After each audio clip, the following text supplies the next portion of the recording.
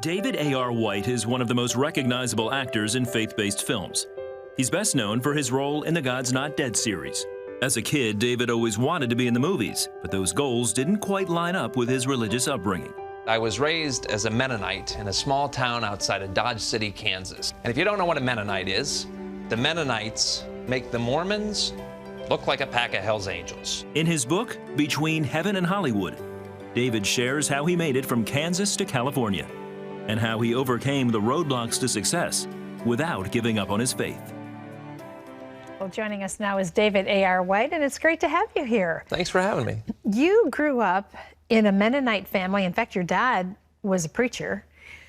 That is a community that, you know, a lot of people aren't familiar with, but very conservative. Where did the dream for Hollywood come from? Well, I was sitting on a tractor in the middle of a wheat field, and as the story goes. Yeah, as the story goes. Exactly, as the story goes. Yeah, I had this dream from just an early age, and I didn't know what to do with it because I didn't know any actors. We barely had a drama program, you know, growing up. I had seen one movie in the theater the first 18 years of my life, and so it just was all... One movie in 18 years. In the theater. Now, I had seen some other movies on television because the Mennonites aren't quite like the Amish. We do have electricity. Yeah. And we didn't have to wear the hats. But even still, I was massively conservative. Mm-hmm. And weren't encouraged by your family to pursue this dream, but it just kind of stayed hunkered inside of you, didn't it? Couldn't get rid of it. Yeah. Yeah. And that's part of you in your book, Between Heaven and Hollywood. It's not just the story of your own journey. It certainly is that. But it's also the wisdom you gleaned along the way, because you had the desire in your heart, but it wasn't like it happened overnight. I mean, there were some incidences along the way. A lot of ups and a lot of downs, a lot of humiliating experiences along the way. What was the hardest thing about the wait? Yeah, I have a chapter called Don't Hate the Wait. Yeah. And I think that's so true. We all hate the wait, you know, and yet God has a way of putting us in a waiting room, you know, to stretch us, to teach us, to ultimately, that faith is the assurance of things hoped for and the conviction of things not yet seen. So I think he wants to mold us and shape us to be his people.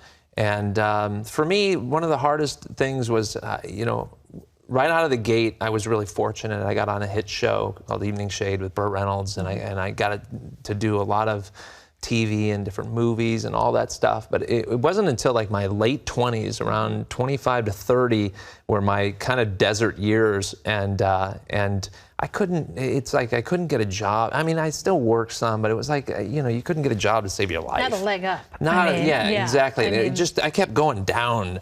And around that time, I also went through the period of like, Lord, Hollywood wants to throw a lot of things at you from an early age when you're there. And for me, it was like, Lord, who do I believe what I believe because of, you know, it was ingrained in me in an early age, or is it really, are you really real in the midst of my despair, in the midst of this, you know, that like, how did you let me taste my dream if you're only going to take it away?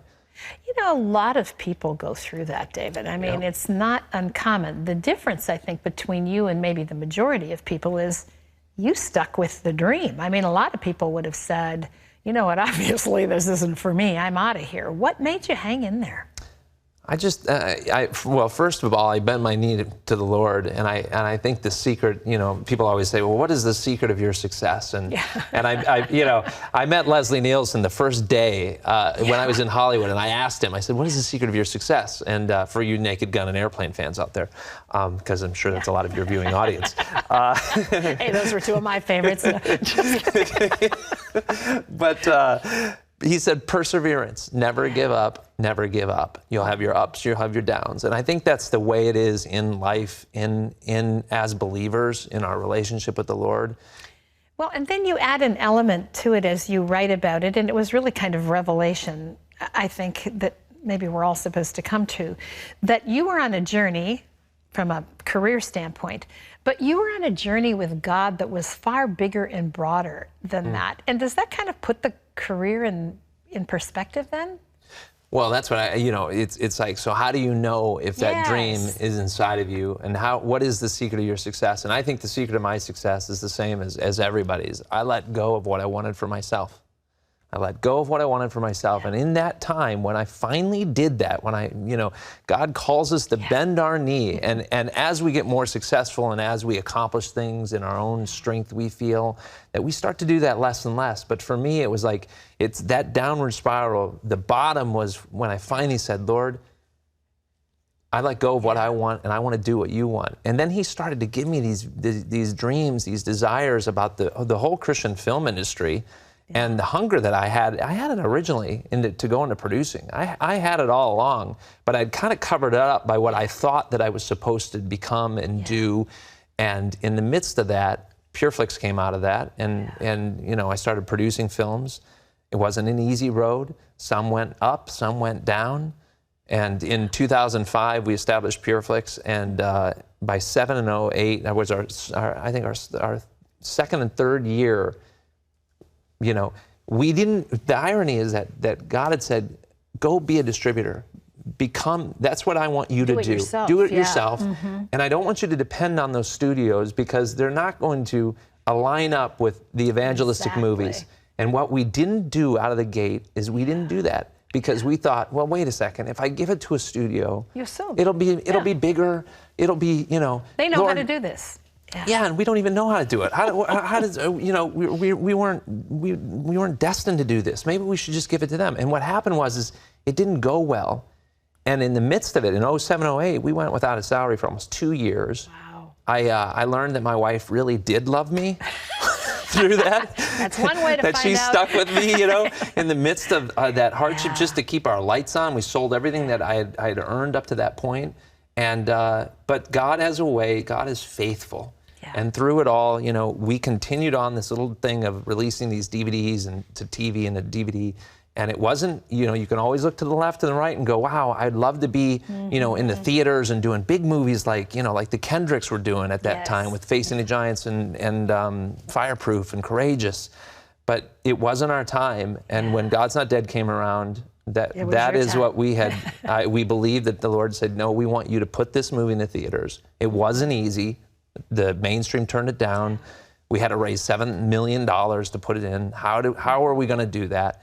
And yet, again, it's the faithfulness of God. He came in like a week before. We basically had our company on the blocks again to mortgage it again to basically do it.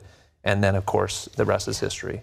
There's our plan and there's God's plan. And his is always so much bigger and so much better than ours. And as you've just heard David sharing, it usually begins with putting your Isaac on the altar and saying, I'm letting go, God, show me your plan. Well, the book is called Between Heaven and Hollywood. It has lots of fun information in it, but it's also filled with lots of wisdom, instructive, thought-provoking, and entertaining. And you can pick it up now wherever books are sold. David, thank you so much for being with us. Thanks for having me. Look for your next venture.